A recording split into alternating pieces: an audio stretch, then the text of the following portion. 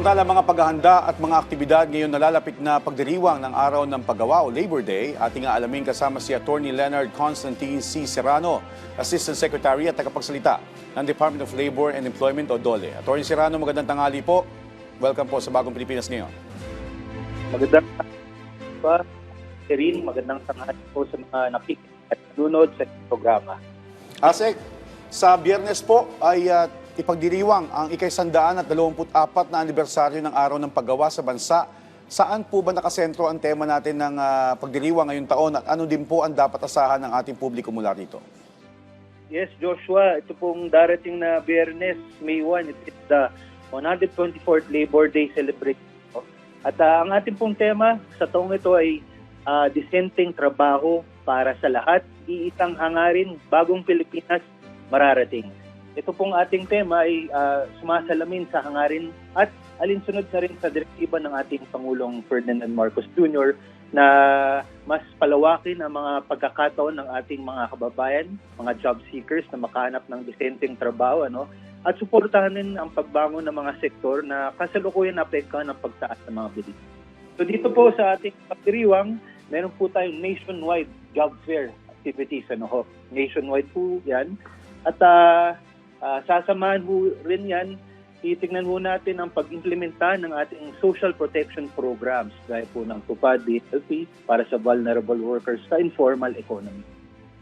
Yun po ang ating mga darating pong May 1.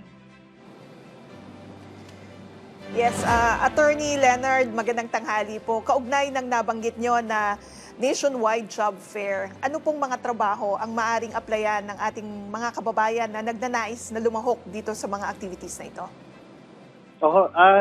Banggitin ko lang, Irene, dito po sa ating nationwide job fair, alam nyo, meron na po tayo natatalang 89 job fair sites as of today. At meron po yung mga almost 1,700 na employers, participating employers, at meron po mga bakanting trabaho, 165,000 po na naitalaho natin dyan. Ang mga lumalabas po na nangunguna na trabaho, na vacancies ay ang manufacturing, meron po sa wholesale at retail, business process outsourcing, construction at accommodation at food services. Yan po ang mga nakuha natin base po sa ating pakikipag-ugnayan sa private sector. Ito po ang mga datos. Banggitin ko na rin ho dito po sa ating Labor Day celebration. Alam niyo po, in-invite po natin ang ating mga partner agencies na magtayo ng kanilang mga booths dyan po sa ating Labor Day celebration. Kasama po dyan ang NBI, PNP, PhilHealth, Pag-ibig, to name a few ho. Para ho mas mapadali sa mga naghahanap ng trabaho, pag-access o pagkuha o pag-secure ng mga clearances galing sa mga ahensyang ito. So yun po ang pinagtitibay ng ating celebration itong May 1. Okay. Asek, para naman po dun sa mga aplikanteng kulang pa sa experience, skills o qualifications, pakipaliwanag po sa amin kung paano po gumagana itong near hire system ng DOLE kasama po ang TESDA para matulungan sila makapasok at makahanap ng trabaho. Joshua, salamat sa tanong. Actually sa ating mga katuwang na Public Employment Service Offices na nandyan din po sa ating job fairs, meron po tayong tinatawag na Career Development Support Program. Ito po yung mga job seekers, yung mga kababayan natin naghahanap ng trabaho. Tinitignan ho natin, binibigyan ho natin sila ng mga counseling. Meron po tayong tinatawag na employment counseling, meron pong career counseling, meron din pong vocational counseling. Depende po sa naaayon sa kanilang preference. Tinuturuan po sila o pinag-uusapan po kung paano makahanap ng trabaho. Para sa ibang may nais na career path, tinitignan ho kung ano hong kailangan pang gawin, ano pong mga pagsasanay pwedeng gawin. At dun sa mga vocational counseling, binibigyan po natin sila ng mga existing na programa, mga skills enhancement seminars, orientation ng courses ng TESDA. So yan, nilalapot po natin, of course, for partnership with the TESDA and other agencies. Yan po ang sinisikap natin para ho yung mga aplikante, makita ho nila ano ba yung talagang gusto nila, matapat po natin kanilang skills dun sa vacancies na nandyan na. Yes, ASEC, again, in relation to the nationwide jobs fair, paano po pinaghahandaan ng DOLE yung seguridad, crowd management, at yung maayos na daloy ng mga aplikante sa sabayang nationwide Labor Day activities?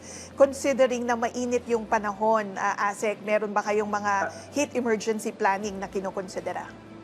Tama ho, kasama naman ho yan sa mga program implementers natin sa bawat rehiyon. Siyempre, tinitignan ho natin yung kapakanan ng ating manggagawa. Meron po tayong mga booths dyan para to ensure the safety at properly hydrated o hindi mainitan ang mga job seekers natin. Banggitin ko na rin, actually, pinapadali ho talaga natin ang paghanap ng trabaho ng ating mga kababayan. Kasi po, meron po tayong tinatawag na pre-registration system ho, para sa mga naghahanap ng trabaho. Pwede na ho silang tumingin sa Facebook at website pages ng ating regional offices para paghandaan po nila, makita na ho nila at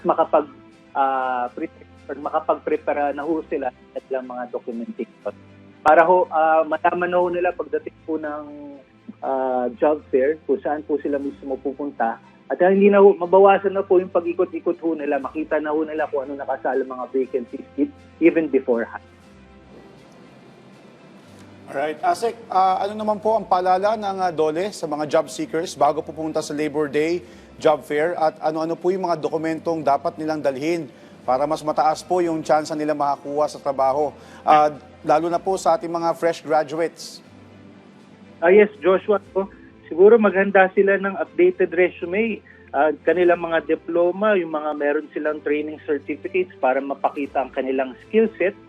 Doon po sa ating, paalala po doon sa ating first-time job seekers, pwede rin po sila kumuha ng kanilang certification sa kanilang barangay lang naman po na sila ay patunay na sila ay first-time job seekers para ho libre ho ang kanilang pagkuha ng mga certificate, documentation sa ating mga katuwang na ahensya tulad po ng PNP clearance, NBI clearance, libre ho yan para sa first-time job seekers.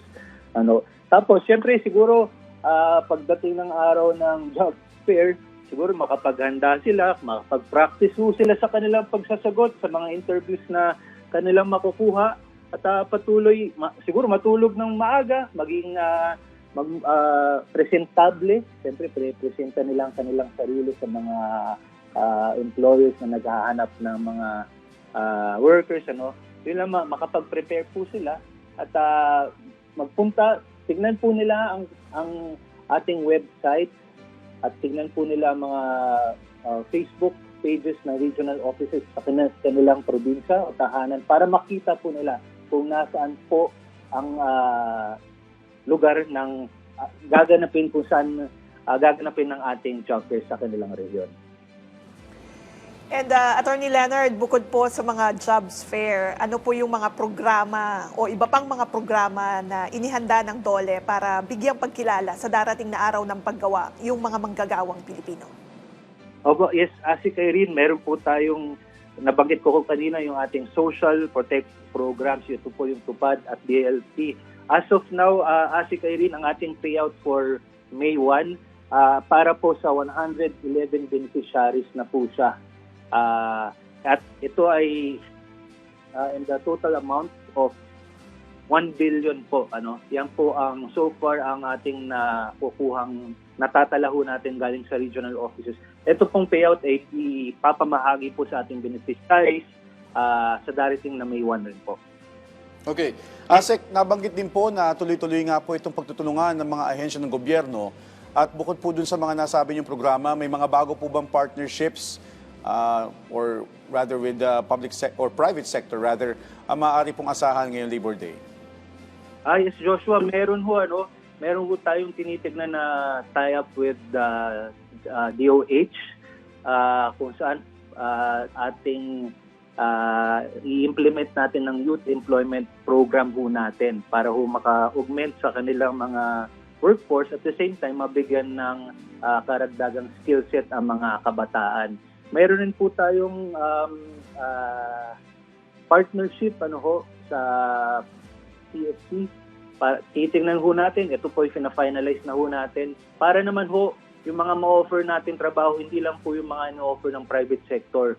May babahagi rin ho natin sa mga naghahanap ng trabaho sa ating mga kababayan, ang mga bakanting trabaho sa government agencies.